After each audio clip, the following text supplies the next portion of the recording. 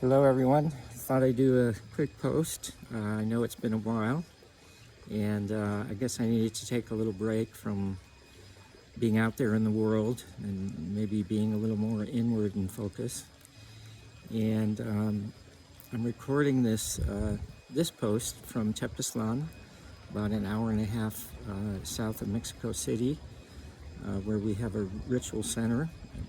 Those of us who are on the Virarika ritual path in my medicine group. And probably some of you are wondering, like, what am I doing in Mexico, and the challenges that I've been going through, and why come here, why put energy and effort and expense into being here.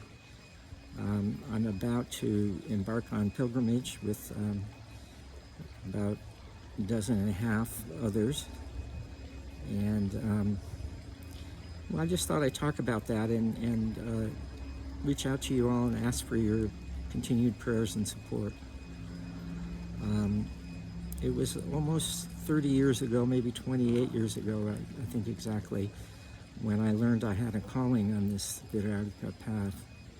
And it seemed pretty unlikely that a Jewish guy from Cleveland would be called to this beautiful tradition, this Virarika or Huichol tradition from Mexico.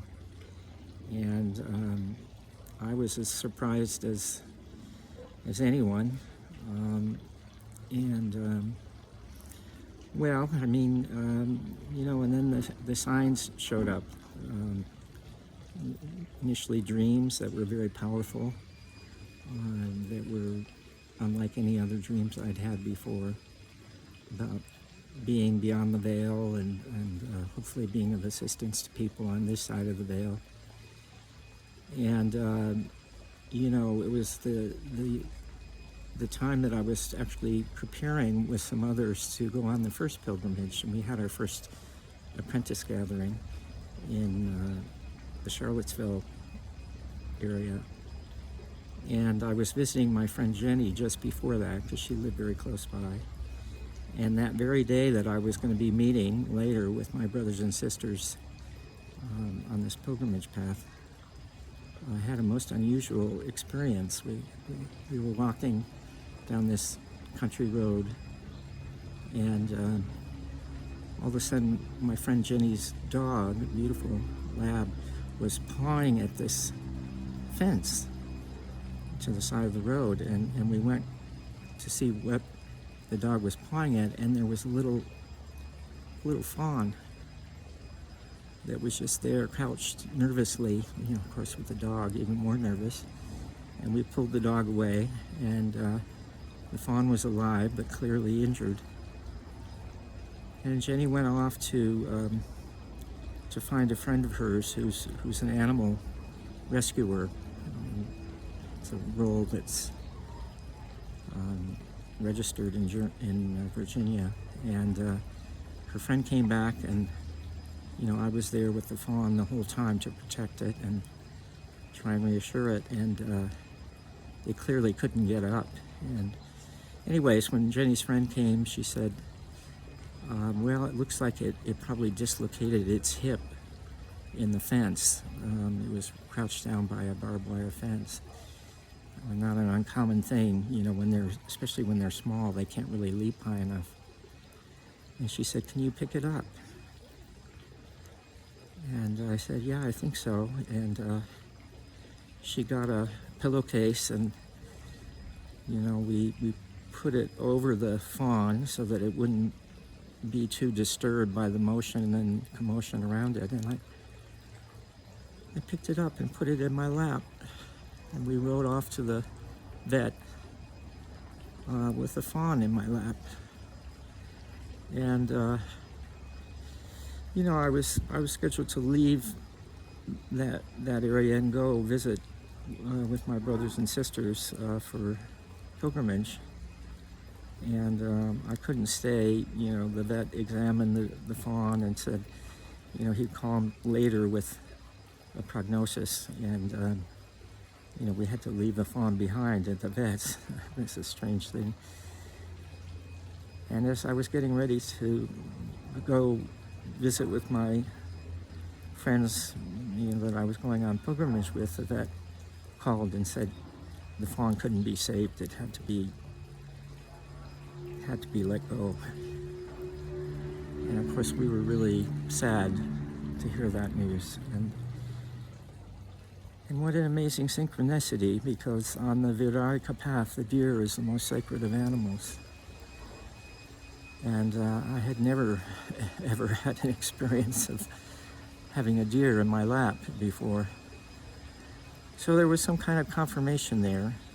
And later confirmation when a couple months later, came to Mexico for pilgrimage and was flying into the Mexico City area, and I looked at the stark volcanic mountains that are, ringing the city to one side, and I said, I know this place. I've been here before. Not that I've been there before in this life, but some other time. And so, as strange as all this has been, it's clearly what I'm meant to do in this life. And interesting to be chosen, in the sense, by the gods, when even in the tradition of my upbringing, the Jewish tradition, there's a sense of being the chosen people. And sometimes that's taken as a kind of an egotistical thing, like we're favored by the gods. But, it's not really like that. It means you have something that you're meant to do, and it often means meeting some great challenges and overcoming them in order to do what you're asked to do. Because, well, as I've learned, anything really worthwhile can be difficult and challenging. And so here I am, almost 30 years later, on this path, and trying to overcome the weakness of my cancer treatment and the challenges of being here emotionally and financially and etc. But knowing that I need to be here and that I need to go through with this in order to have what I need to help others. So this is a rather long video, I think, but as succinctly as I could, I wanted to express why I'm here, and if it feels appropriate to you, to ask for your continued prayers and good wishes. Starting tomorrow, we're going to light a sacred fire, and I'll be offline for almost 2 weeks. I can check in with y'all after that, but it'll be a delicate time, a challenging time, and yet a very beautiful time. And your love and support, which has meant so much to me already, would be really, really welcome. So thanks for tuning in. Thanks for your love and good wishes. It's just been such a blessing to know that I have such a network of care and support that's helping me along. And there'll be more to report. And of course, it's beautiful here. It's like paradise. So there are some blessings along the way. And so that's my report for now. Thank you.